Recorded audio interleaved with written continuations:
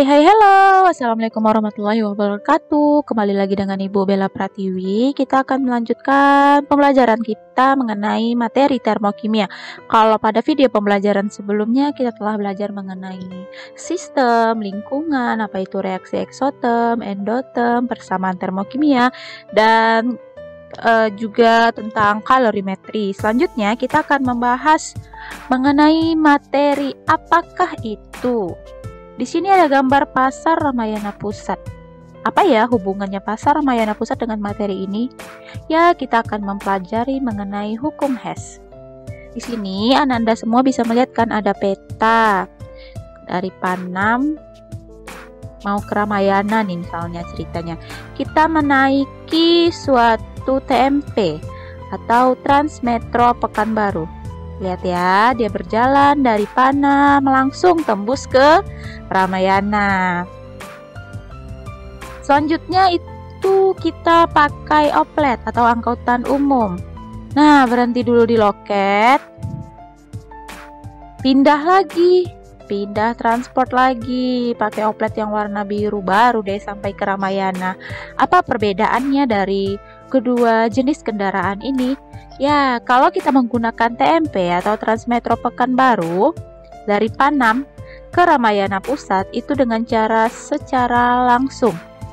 Beda halnya dengan kita menggunakan angkutan umum atau oplet. Kalau di Panam biasanya berwarna hijau, kita harus ke loket dulu, pindah transport dulu. Jadi angkutan umumnya yang berwarna biru. Ya kan, dari loket baru ke Ramayana Pusatnya.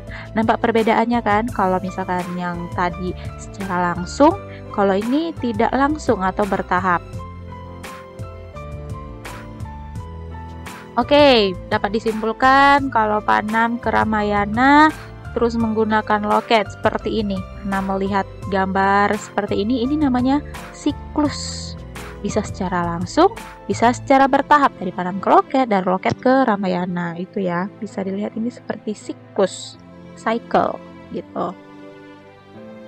Nah, ingat pelajaran minggu lalu atau pertemuan sebelumnya atau video pembelajaran sebelumnya, yaitu tentang menentukan delta H reaksi melalui eksperimen sederhana. Kita menggunakan kalorimeter, pakai alat ya kan, dengan suatu eksperimen. Tapi bagaimana kalau menentukan delta H itu dengan secara percobaan? Bagaimana caranya? Nah, dengan cara menentukannya menggunakan hukum Hess. Makanya kita mempelajari tentang hukum Hess. Ada yang secara langsung menggunakan kalorimeter, secara bertahap itu menggunakan hukum Hess atau perhitungan. Ada lagi ilustrasinya nih di sini. Total ongkos yang diberikan itu ada 1 juta.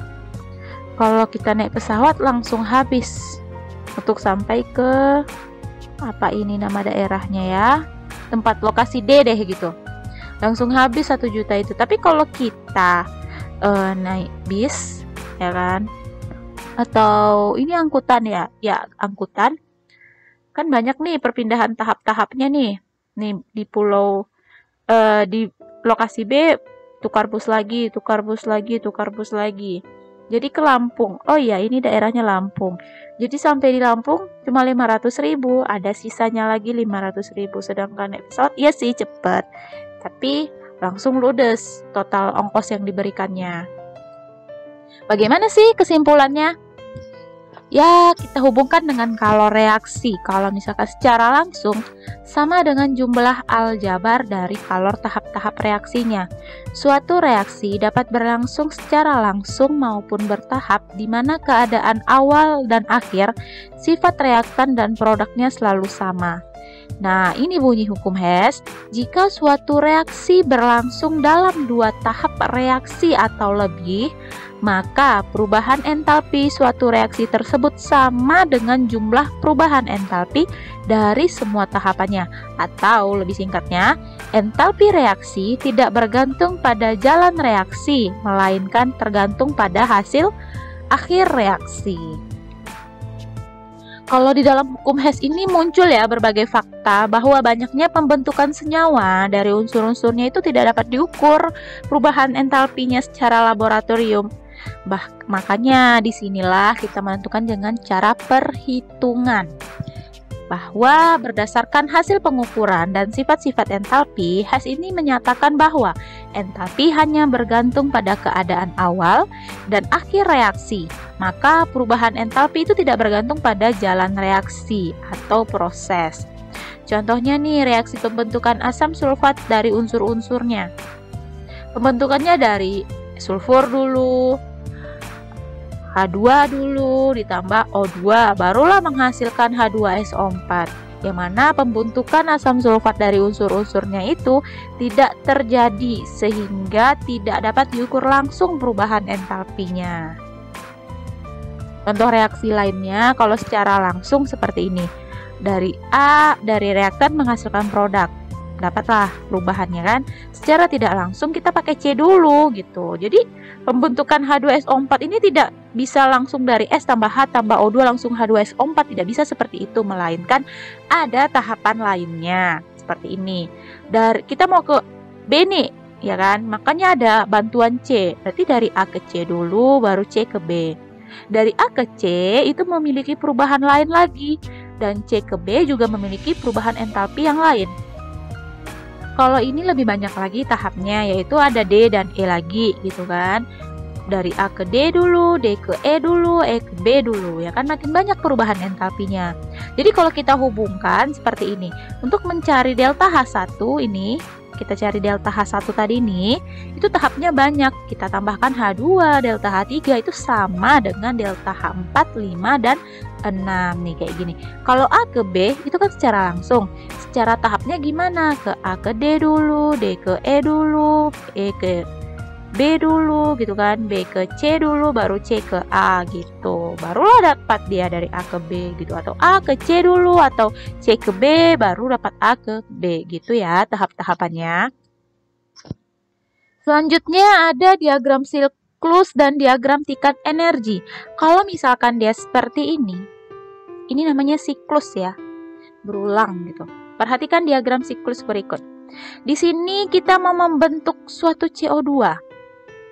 Ya, bisa nggak sih langsung dari C ke CO2 ini secara spontan atau secara langsung? Tapi ada tahapnya, yaitu dari C ke CO dulu, setelah itu CO ke CO2 gitu. Maka ada pembentukannya delta HF, delta H formula atau delta H pembentukan. Jadi kalau menurut hukum Hess, untuk mendapatkan CO2 ini caranya yaitu nih, CO dulu, ya kan? Baru pembakaran ke CO, maka dapatlah CO2 dari pembentukan si CO ini. Berarti kan dari C ke CO baru dapatnya delta HF kan, barulah CO ke CO2 itu dapatnya delta HC gitu. Kalau ini namanya diagram tingkat, ada panah-panah, ada yang horizontal, ada yang vertikal, ada simbol X dan simbol Y. Ini namanya diagram tingkat. Seperti ini, kita mau menuju si ini tadi, 2C tambah O2 agar menghasilkan CO2. Tahapannya, ini kan delta H1. Gimana kita agar mendapatkan delta H1 ini? Itu tahapannya dengan adanya delta H2. Setelah itu baru adanya delta H3 gitu. Barulah delta H1, cara mencari rumusnya yaitu delta H2 ditambah delta H3 untuk mendapatkan si CO2 dari awal ke akhir. Ini ada contoh lagi untuk mendapatkan CO2-nya tadi. Itu kan tadi melalui diagram siklus dan diagram tingkat. Ini ada contoh reaksinya. C ditambah O2 menghasilkan CO2, delta H pertamanya itu min 394. Reaksi ini dapat dikembangkan menjadi dua tahap reaksi dengan perubahan entalpi standarnya, ada delta H yang kedua dan delta H yang ketiga. Nah, bagaimana sih delta H yang 2 dan 3 ini? Gimana caranya agar mendapatkan delta H yang pertama? Yaitu kita uraikan dulu reaksinya. Reaksi yang pertama itu ada C ditambah setengah O2 menghasilkan CO2. Didapatlah entalpi perubahannya itu atau perubahan entalpinya itu min 11 kJ. Selanjutnya ada CO2 ditambah setengah O2 menghasilkan CO2. Delta H3-nya min 283 kJ. Reaksi totalnya ini sama ya, yang di atas ini soal yang ditanya dengan reaksi totalnya. Karena yang pertama, ini ada unsur yang bisa kita eliminasi atau yang kita coret. Coba di sini semua atomnya sudah setara? Yap, sudah setara semuanya ya. C ini bisa nggak kita coret? Oke, di sini pembedanya itu adalah tanda panah. Jika dia setelah tanda panah, itu bisa kita coret dengan temannya yang sebelum tanda panah. Contohnya di CO. CO, karbon monoksida. Setelah tanda panah ini bisa kita coret dengan karbon monoksida yang sebelum tanda panah. Oke, itu bisa kita coret. Ada lagi yang bisa kita coret. Ini setengah O2 dengan setengah O2 yang ini nggak bisa kita coret. Kalau dia sebelum tanda panah, ini sesama sebelum tanda panah, itu reaksinya dijumlahkan. Jadi tinggal kita turunkan reaksinya. Yang mana ini tadi udah habis ya, udah kita coret. C, oke, ditambah setengah O2 ditambah setengah O2 itu menghasilkan O2. Berarti ada satu oksigennya. Menghasilkan CO2. Nah, delta H-nya ini yang kita kalkulasikan dengan cara penjumlahan. Min 111 ditambah min 283, hasilnya min 394 kJ. Sama nggak hasil min 394 kJ ini dengan reaksi awalnya tadi? Atau reaksi yang secara langsungnya? Sama. Oke, dinyatakan bahwa perubahan tahapnya itu berhasil. Selanjutnya ada lagi pembuatan asam sulfat. Nah, tadi kalau di contoh tadi kan dibilangnya langsung hasil ininya saja. Bahwa sebenarnya pembuatan asam sulfat itu tidak bisa langsung dengan ini kecuali memiliki alat khusus, ya kan? Seperti dengan dilakukannya suatu percobaan. Kalau ini dengan cara perhitungan. Kita cari dulu pembentukan SO2, pembentukan SO3, bagaimana cara pembentukan H2O dan pembentukan H2SO4. Setelah itu baru kita eliminasi mana yang bisa kita eliminasi. Didapatlah hasilnya seperti ini. Min 14,0 kJ. Coba lihat contohnya biar lebih paham. Di sini ada diketahui 2H2 ditambah O2 menghasilkan 2H2O. Yang kedua ada H2 ditambah O2 menghasilkan H2O2. Delta H-nya udah ada ya. Ini delta H ini biasanya ketetapan. Yang ditanyanya, hitunglah delta H untuk reaksi 2H2O menghasilkan 2H2 ditambah O2. Nah, di sini ada sistem dibalik. Jadi kalau dia dibalik atau tanda delta H-nya itu bakalan berubah. Kita lihat di sini yang ditanyanya 2H2 menghasilkan 2H2O. Kita turunkan dulu reaksinya. Ini dia soalnya tadi kan 2H2. Oke. Kita turunkan. Ini dia semuanya. Min 138. Ada yang berubah di sini? Tidak ada. Reaksinya tetap sehingga perubahan entalpinya juga tetap min ya. Selanjutnya kita memerlukan 2H2O di sini. 2H2O di mana kita dapatkan di reaksi yang kedua. Tetapi dia setelah tanda panah. Sedangkan dia diperlukan sebelum tanda panah atau di sebelah kiri. Ini ada di sebelah kanan. Makanya kita melakukan perubahan. 2H2O2 ini kita pindahkan dia di sebelah kiri. Dan ini kita turunkan. H2O tambah O2. Terjadi perubahan tanda panah kan. Yang tadinya awalnya pembentukan H2O2 sekarang menjadi penguraian H2O2. Pembentukan itu adalah dari unsur 1 ditambah unsur 2 itu menghasilkan senyawa baru.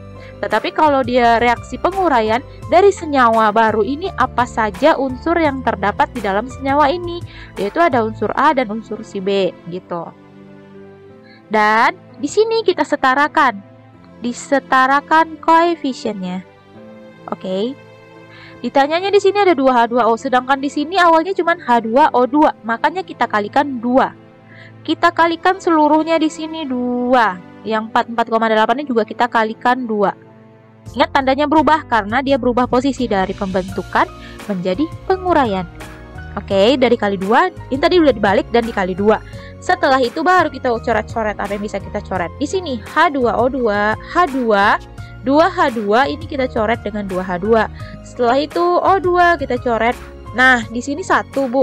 Di sini 2. Itu bisa dicoret, bisa, sisanya 1. Sisanya diletakkan yang memiliki koefisien paling tinggi. Sini 1 ya. Nggak ada lagi yang bisa dicoret, tinggal kita turunkan reaksinya, yaitu 2H2O2 menghasilkan 2H2O, ini dia, ditambah tadi sisanya O2 kan. Oke, letakkan O2 di sini. Delta H-nya yang pertama dengan yang kedua kita jumlahkan, dapatlah min 46,4 kilokalori. Seperti itu contohnya. Contoh yang kedua, lanjut. Misalnya di sini ada 3 reaksi. Oke, ini ada 3 reaksi dan juga perubahan entalpinya telah diketahui. Yang ditanyanya, berapa nilai X pada reaksi tersebut? Nih, C2H6 ditambah 7/2O2 menghasilkan 2CO2 ditambah 3H2O. Delta H-nya X kilokalori. Ini delta H-nya yang kita cari. Kita turunkan semua reaksinya. C, oke, tetap ya. Karena posisi CO2-nya ada berapa di mana? Oke, cara meletakkannya itu, Bu, bisa nggak tiba-tiba dia langsung berubah posisi? Kita lihat satu persatu. Di sini C2H6. C2H6 ada di sebelah kanan, sedangkan di sini ada sebelah kiri. Oke, kita tahan dulu ya, dia bakalan berubah. O2 di sini di sebelah kiri, sedangkan di sini sebelah kiri. Oke, tetap. Di sini ada CO2. CO2 di sini di sebelah kanan. Di sini sebelah kanan. Oke, tetap. H2O di sebelah kanan. Ini juga kanan, tetap. Tinggal diturunkan. Posisi pertama tadi, CO2-nya di sebelah kanan, tetap ya. Tinggal kita turunkan, tetap. Oke. Selanjutnya di sini ada H2 dan H2O. H2O-nya dari sebelah kanan. H2O sebelah kanan, oke, sama, tetap. Tinggal kita turunkan reaksinya pada reaksi yang kedua. Yang ketiga, C2H6-nya ada di sebelah kanan, sedangkan yang dibutuhkan ada di sebelah kiri. Kita putar posisinya. Ini dia yang dari pembentukan menjadi penguraian, 2C tambah 3H2. Dan ini berubah ya, dari negatif menjadi positif. Kita setarakan. Oke. Kita setarakan unsur-unsurnya masing-masing. Di sini C2H6 ini tetap, berarti reaksinya tetap. 7/2O2. Berarti ini dikali berapa? Ayo. Dikali berapa? Ini kita sama-sama kita kali 3 karena di sini akan ada perubahan. Ininya bakalan berubah. Oke. 2C. Di sini ada CO2. CO2-nya dikali 2. Nih. CO2-nya dikali 2, makanya reaksi pertama itu dikali 2 semuanya, dan delta H-nya juga dikali 2. Dari min 94 itu kita kali 2 menjadi min 188 kilokalori. Reaksi yang kedua kita kali 3 semuanya. Dari 1/2 ini kita kali 3 berarti menjadi 3/2O2. Oke, tinggal kita kalkulasikan. 2C coret, 3H2 coret.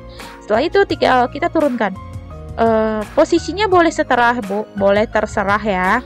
Dari C2H6 ditambah, Bu, ini kok bisa sih dari 2O2 dengan 3/2O2 itu menjadi 7/2O2? Bisa ya. Coba boleh ditulis 2/1 ditambah 3/2 disamakan penyebutnya, hasilnya akan menjadi 7/2, menghasilkan 2CO2 ditambah 3H2O. Delta H-nya ini kita jumlahkan seluruhnya menjadi min 372 kilokalori. Ada lagi contohnya, yaitu asitelin C2H2 itu tidak dapat diproduksi langsung dari unsur-unsurnya. Nah, hitunglah delta H0 untuk reaksi tersebut berdasarkan persamaan termokimianya. Ini kita lihat satu persatu reaksinya. Cara menjawabnya, aturan yang harus diperhatikan. Posisi pereaksi dan hasil reaksi. Pereaksi itu sebelum tanda panah. Dan hasil reaksi yang diketahui harus sama dengan posisi yang ditanyakan. Jika tidak sama, maka posisi yang diketahui harus diubah. Itu dia tadi. Yang kedua, koefisien reaksi atau mol zat yang diketahui harus sama dengan yang ditanyakan. Maka tadi ada di situ di bawah 2CO2, sedangkan yang pernyataan atau diketahuinya CO2, makanya kita kali 2 semuanya gitu. Jika tidak sama, maka harus disamakan terlebih dahulu dengan cara dibagi atau dikalikan. Demikian juga dengan nilai entalpinya, maka delta H-nya juga harus dikalikan jika dia harus dikali gitu. Atau dibagi jika dia harus dibagi. Misalnya persamaan A harus dikalikan 2 sebab reaksi pembentukan asetilin memerlukan 2 mol C. Persamaan B itu tidak diperlukan ini ya. Persamaan B itu tidak perlu diubah sebab sudah sesuai dengan persamaan pembentukan asetilin H2. H2-nya di sebelah kiri gitu maksudnya. Kalau di sini C-nya itu harus dikali 2 karena yang ini ada 2C sedangkan ini C-nya aja gitu. Pembentukan asetilin 1 mol H2 di sini juga H2-nya 1, di sini 1 dan dia posisinya juga di sebelah kiri. Ini juga posisinya di sebelah kiri. Persamaan C perlu dibalikkan arahnya sebab C2H2 itu berada sebagai pereaksi. Di sini C2H2 itu sebagai produk, ya kan, produk. Sedangkan di reaksi yang ini, yang C ini dia sebagai preaksi atau di sebelah kiri atau sebagai reaktan, makanya harus dibalikan posisinya gitu. Dan otomatis nanti ini bakalan berubah ya, dari min bakalan jadi positif. Kita lihat persamaan termokimianya. Nah di sini bisa dilihat yang tadi awalnya C, ini kan, ini C harus jadi 2C karena dia harus jadi 2C. Tinggal kita kalikan 2 semuanya, ini dikali 2. Selanjutnya H2-nya tadi posisinya tetap. Tinggal kita turunkan. Di sini juga posisinya C2H2. Nah, di sini C2H2 itu di sebelah kiri. Sedangkan yang dibutuhkan dia ada di sebelah kanan. Makanya kita ubah posisinya. Yang tadi tandanya min jadi positif. Tinggal kita turunkan dan kita coret-coret mana yang perlu kita coret-coret.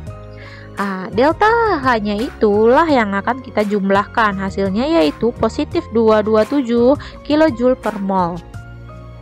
Oke, yang mana persamaan termokimianya adalah 2C ditambah H2 menghasilkan C2H2. Hasilnya adalah 227 kJ per mol. Ada entalpi pembentukan standar untuk reaksi NH3 ditambah HCl menghasilkan NH4Cl, maksudnya NH4Cl gitu ya. Yang mana delta H0-nya itu min 175,9 kJ per mol. Dapat ditentukan dengan menggunakan persamaan. Delta H reaksi ini dalam pembentukan standarnya sama dengan sigma delta HF0 zat hasil reaksi dikurang zat sigma ini ya, jumlah dari zat-zat reaksi. Atau bisa nggak dibilang seperti ini, zat hasil itu di sebelah kanan, reaksi di sebelah kiri, berarti sigma HF kiri dikurang sigma HF kanan maksudnya ya, di sini kan hasil dikurang sigma HF kiri sebagai pereaksi. Nih, gimana? Ditanyanya delta H reaksi, berarti berapa delta H seluruhnya? Sedangkan ini kan perubahan entalpinya saja, bukan delta H reaksinya ya kan? Makanya dicarinya si delta HF dari zat hasil itu siapa ini? Ini seluruhnya nih delta H4Cl ini dikurang dengan delta HFNH3 ditambah HCl-nya gitu. Jika dia delta HF-nya berupa unsur bebas seperti Fe, O2, dan H2 itu biasanya 0. Ini diketahui dia dari soal ya. Misalnya delta HF 0 NH4Cl itu berapa, ini juga berapa, itu diketahui dari soal. Atau ini ada tabel pembentukannya. Nih bisa dilihat tabel pembentukannya dari pembentukan standar, di buku juga ada, di internet juga ada. Contohnya seperti ini. Di dalam kalorimeter tembaga ada 3 gram karbon dibakar sempurna menjadi CO2 pada tekanan tetap. Jika massa kalorimeternya 1500 gram dan massa air yang ada di dalam kalorimeternya 2000 gram, temperatur mula-mulanya yang 25 menjadi 35,93 derajat Celcius. Yang mana kalor jenis tembaganya itu atau dari CU-nya itu CCU, maksudnya kalor jenis ya, 0,4 Joule per gram Kelvin, dan kalor jenis airnya CH2O-nya itu 4,2 Joule per gram Kelvin. Berapa kilojoule per mol kah perubahan entalpi pembakaran 1 mol karbon. Pembakaran pasti ini melibatkan CO2 dan H2O hasilnya, dan melibatkan O2 reaksinya. Contohnya langsung kita jawab. Di sini kalori yang dibebaskan itu pada pembakaran ada 3 gram karbon. Nih, yang mana? Massa Cu per CCU, massa jenis Cu, kalor jenis Cu ini ya, kalor jenis Cu ditambah massa H2O dikali. Ibu ulangi lagi, kalor yang dibebaskan yaitu massa Cu dikali kalor jenis Cu ditambah massa H2O dikali kalor jenis H2O dikali delta T. Ini rumus apa? Rumus MC delta T. Tinggal kita turunkan. Di sini ada 1500 Cu tadi kan? Nah, dikali 0,4. Nah, punyanya si kalor jenis tembaga, massa airnya berapa? 2000. Dikali kalor jenis airnya 4,2. Ini suhunya dari Celcius kita ubah ke Kelvin, oke? Suhunya kita ubah ke Kelvin. Oke, jadi hasil lanjutannya yaitu 98,370 Joule. Karena kita memerlukan kilojoule katanya di sini, makanya hasilnya 98,37, berarti dibagi 1000. Dari joule ke kilojoule itu dibagi 1000. Kalor yang dibebaskan pada pembakaran 1 mol 12 gram karbon yaitu ini. Delta H sama dengan Q per N. Oke. 12 bagi 3. Karena dia massa. Oke, massa dikali dibagi 3. Dikali hasil dari si kalornya itu 98,37. Hasilnya yaitu 393,48. Atau kita lihat lagi contoh lainnya. Pada pembentukan standar, di sini adalah hitunglah entalpi pembakaran metanol CH3OH dengan karbon dan uap air, yaitu ada CO2 dan H2O. Ini dia maksudnya yang ibu bilang diketahui. Nah, kita lihat nih delta H reaksinya. Katanya pembakaran membentuk karbon dan uap air, pasti ada reaksi O2. Setelah itu kita setarakan unsur-unsurnya. Rumusnya adalah delta H reaksi, yang mana zat-zat hasil dikurang zat reaksi. Berarti ini dulu kita jumlahkan ini, setelah itu kita kurangkan dengan ini.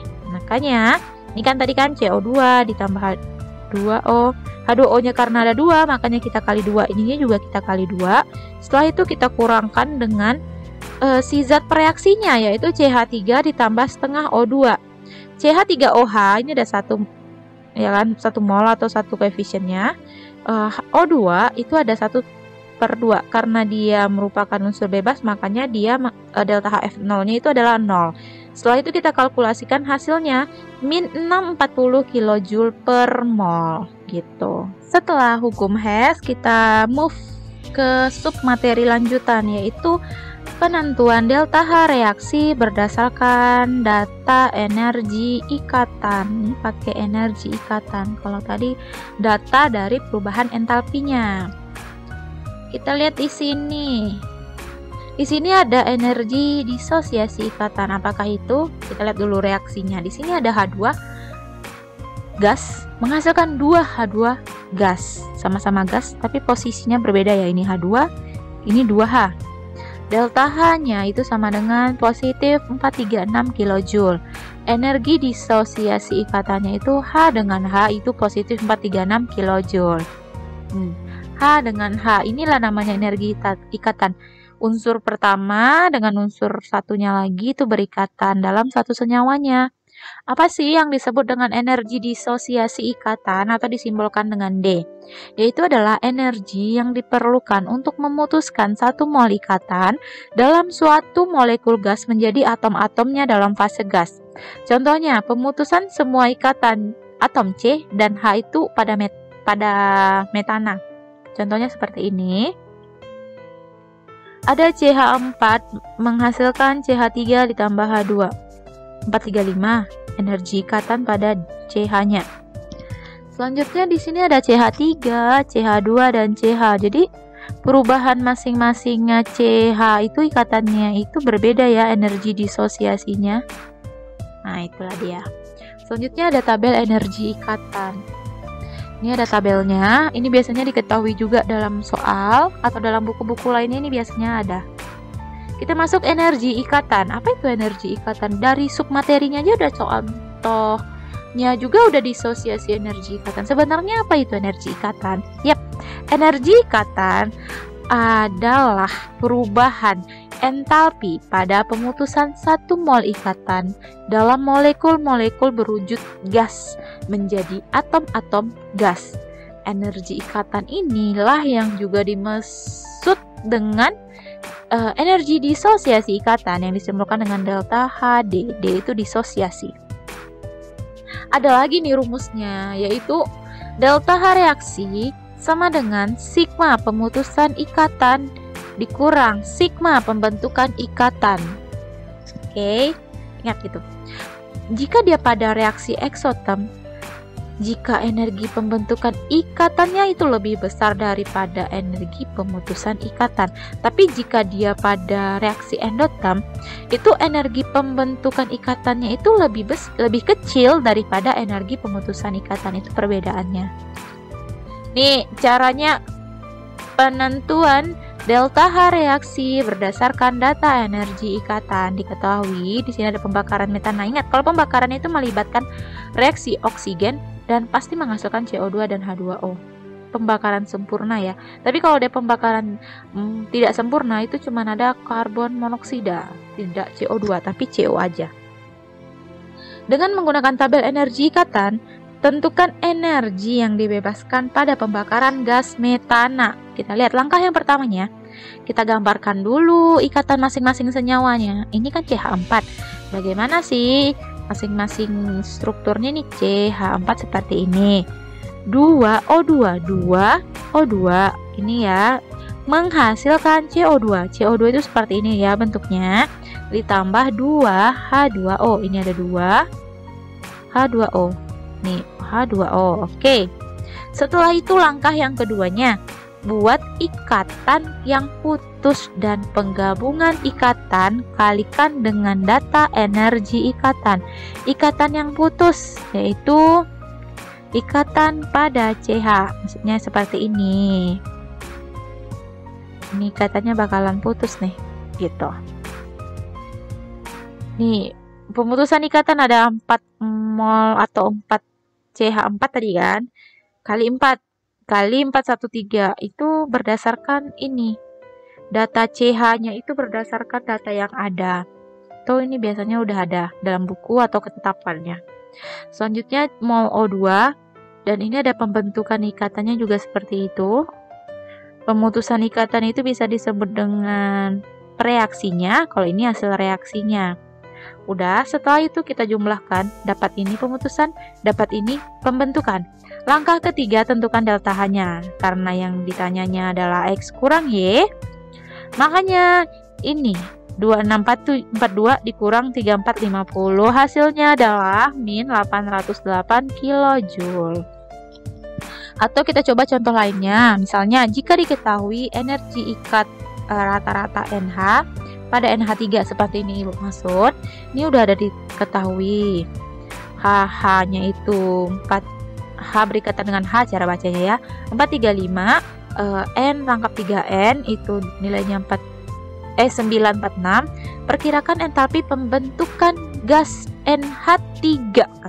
Katanya pembentukan berarti apa aja sih, dari unsur-unsur apa aja agar menjadi NH3. Ada N rangkap 3 ditambah H2 ya, N2 ditambah H2 ini. Setelah itu kita setarakan dan terdapatlah reaksi pemutusan dan reaksi ikatan. Reaksi pemutusannya berarti yang di sebelah kiri. Oke, ini panah Ibu nih, ini dijumlahkan dan setelah itu dikurangkan dengan hasilnya. Ini dia. Oke, karena dia udah disetarakan tadi, NH3-nya kan ada 3 tuh, 3 rangkap H-nya kan. N dengan bukan 3 rangkap H-nya, maksudnya 3 sebanyak 3 kan ikatan NH3-nya gitu. Coba dituliskan seperti ini maksud Ibu. anak seperti ini. Ini kan ada 4 nih, CH4-nya gitu. Berarti NH-nya itu ada 3 yang saling berikatannya. Sehingga didapatlah hasilnya adalah min 47,5 kilojoule. Itulah hasil entalpi pembentukan gas NH3. Ada lagi contohnya, misalnya dengan menggunakan tabel energi ikatan, tentukan energi yang dibebaskan pada pembakaran gas metana. Reaksi pembakaran gas metana. CH4 ada O2 karena dia pembakaran. Menghasilkan CO2 ditambah H2O. Berapa sih entalpinya? Tapi reaksinya. Nih, energi ikatan pada ruas kiri atau yang kiri dikurang kanan atau yang reaktan dikurang produk atau apalagi ya bahasanya.